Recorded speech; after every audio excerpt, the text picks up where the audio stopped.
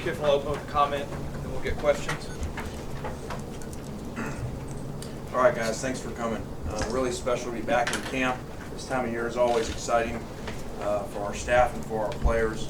You know, sat up here a year ago and talked about what an exciting opportunity it was with Coach Saban bringing us here and what we had in front of us and the challenges that we had with the first year together as a staff and the first year of quarterback. I think sitting up here in a second year, what you really start to understand and appreciate even more is Coach Saban and really how the process works here. And to see going into a second off season, through the recruiting, through spring ball, and now fall camp, how unique it is and how special it is and what a great place it is to be. And also to have our whole offensive staff back for a second year. They really did a great job, helped me a lot in transition coming here. We did a lot of things similar to what had been done, some different things, but they were a very integral part in that, and we look forward to new challenges this year. It is a different year, obviously, with our personnel. What we do and we've always done is we'll always find the best way to feature our players and really build our system around our players as opposed to take our system and make our players do that system. I think last year really showed that a lot in the challenges with coming in, bringing in a new system, changing some terminology, keeping some, and then the players involved. Once Blake won the starting job, really Blake made us better, and we changed what we had done for Blake and really went to a different approach, one that's probably been documented as far as no huddle and playing faster and more plays and yards and points and all those things. But a reminder, as I said before too, that was Coach Saban. You know, that was Coach Saban coming in and really shows how he is always trying to improve the program, always trying to change no matter what it is if it makes the program better. Went to an offense that really was not something that had been done here before because that was his idea. You know, obviously the success as opposed to sitting around and not joining what other people are doing. We did that, and our players did a great job in that. Now, we lost a lot of experience, really. 9 starters we lost, including our third receiver in Christian, but really savvy players. You know, they're a bunch of players in the NFL, really good players, but they were savvy with a lot of snaps behind them, and we were able to make a lot of adjustments in game with our players, especially our skilled guys on offense. So, you know, at the end of the day, that chapter's been written. It was exciting, but it's time to move forward. And we got a lot of new challenges in front of us. We returned 2 starters, with Ryan Kelly and Cam Robinson, who are very good players and need to lead us up front. So obviously there's a lot of competition in other spots, and the quarterback spot, there could be questions about that, but really it comes to this. All the guys are getting an opportunity. They're working extremely hard. We're not going to get into individuals or what this guy's doing, what this guy is. I've only been through 3 practices, but it is a wide open competition, and just like last year, the best guy will win it whenever he wins it. You know, we don't have a timetable when that's going to be. They'll decide that. We won't. We'll start with Chris Walsh right here in the black. And I was at Ole Miss's media day the other day, and asked your brother if he said anything about last year's game. He said he didn't have to. What's that like to face your brother and to coach against him? Yeah, that was kind of a fun day.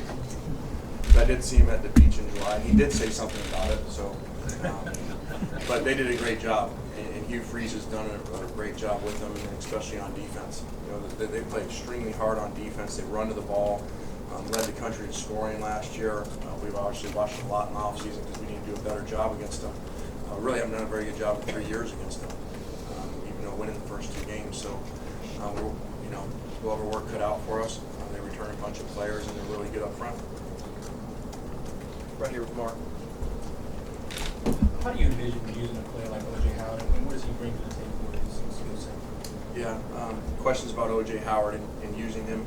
Again, we're going to find our players and get them the ball the best way we can. And it's not, I've said before, it's not Little League where everybody gets the same amount of touches. You know, we got to do what's best to win. So you saw that last year with Amari, everything being so lopsided. And, you know, but it came down to, okay, if he's your best player, give him the ball.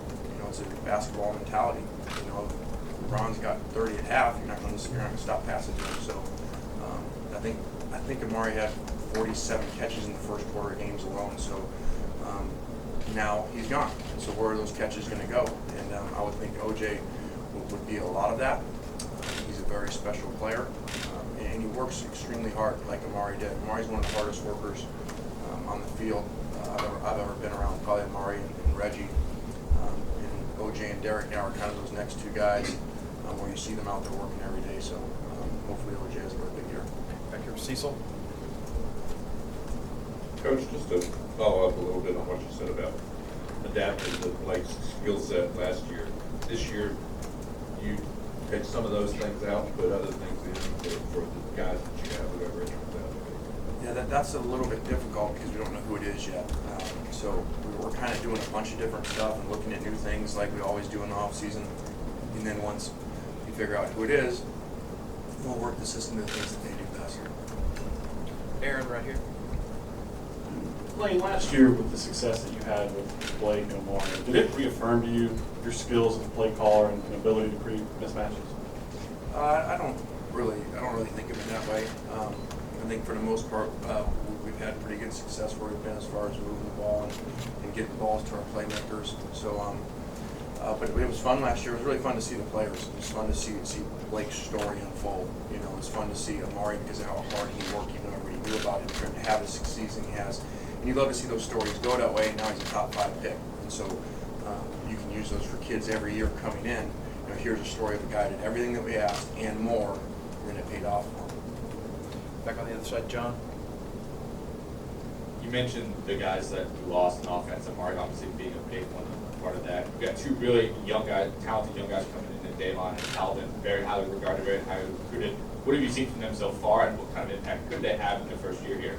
Yeah, Dalen first has done a really good job through 3 practices coming in. Catches the ball extremely well, runs good routes, and hopefully he'll be able to play for us this year. Calvin has really kind of showed some elite talent of guys of over the years of receivers we've been able to be around, a couple of Blitnikoff winners and a bunch of All-Americans.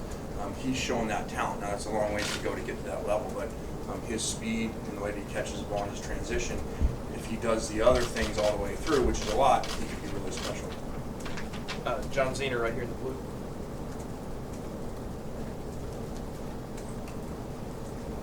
Kind of a follow-up on the receivers. There are some returning guys that you saw some last year, like Ardarius and Robert Foster. How have those guys developed, and do you kind of feel more confident now than maybe you did just looking at the roster after the season? Yeah, I think anytime players have to play, you know, they do better a lot of times than people think they will, because now they have to. So they get it. Unfortunately, sometimes they don't prepare the same way till they're really playing as much as we tell them to. And so I think we saw Darius kind of make a transition in the year there. There was even a time where we really had him as our 3rd receiver.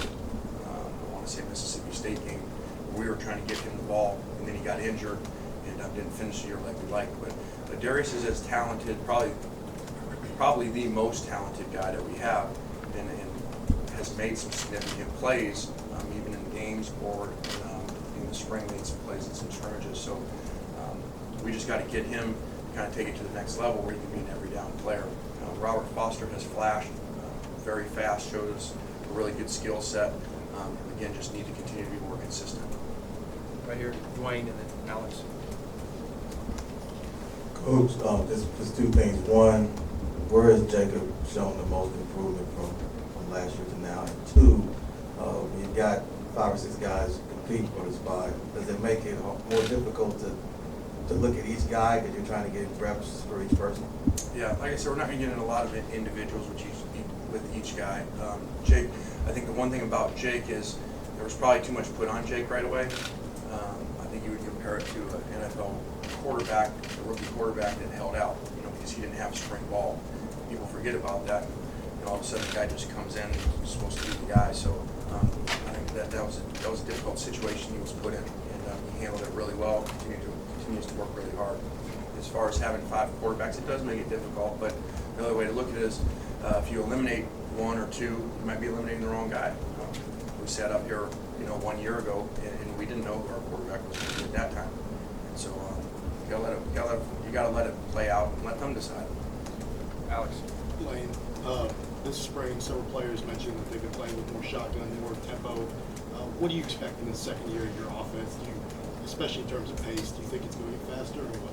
I think that all depends on our players, and not just our players, but the style of our team. How's our defense, special teams playing? How's that individual game going? So that's what Coach Saban's, one of the main things he's so great at is the day of the game, that morning, we're going to have a really long meeting. And that's going to figure out how the game's going to go in the different ways that it could and how we're going to play and the style that we're going to play. We're just not going to play a certain way no matter what. We're going to play to win the game, not worry about what the score is, but make sure that our players are in the best position to win the game regardless of the situation. Back over here, Michael and then Matt. How would you describe just the identity? What do you want the identity of this offense to be? Yeah, again, with so many question marks with our personnel, obviously we want to be tough and physical. We want to run the ball. Now, there's a bunch of different ways to run the ball. You watch the national champs, Ohio State run the ball. Well, they're not running the ball the old conventional way. They're running it a different way and they're spread out doing different things. So it's not necessarily the formations and the way that you run it. It's the style that you run it in and how physical we want to be. So we want to run the ball and be physical. We have to figure out as our personnel unfolds, who are those players doing that? Not just running the ball, but what are the skills and what are the personnels that we're using? Two more. Matt. Lane, for you personally, were any of the calls after last season even slightly intriguing? Is this kind of just a year-to-year thing for you at this point, where you sit down at the end of the season and just kind of evaluate where things stand and I guess what's on the table? Yeah, I don't, until the end of the year when those things happen, I don't think about it. You sign a contract and you go to work and then worry about that stuff afterwards. So calls that come, obviously you're going to listen to and stuff. But I just really felt that we had done so many good things in year one, but this chapter wasn't over yet. There's still so many things to learn from coaching. Just going into off season, it's kind of like being a freshman.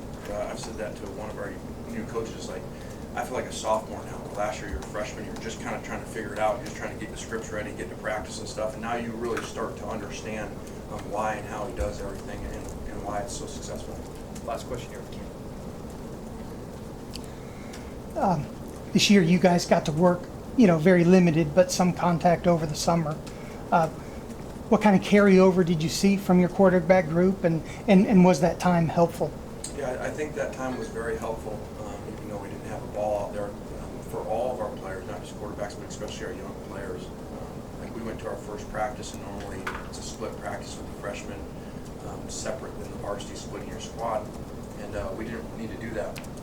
Coach made a decision just to have one practice because the younger guys now, because about half of them are mid-years nowadays, they get here in January, and the other ones are here in summer, and we're able to work with them. Those kids are a lot further ahead than they used to be. I think you'll see more and more freshmen play because of that. Thanks, Coach. All right, guys. Thanks for coming. Thank you. Thank you.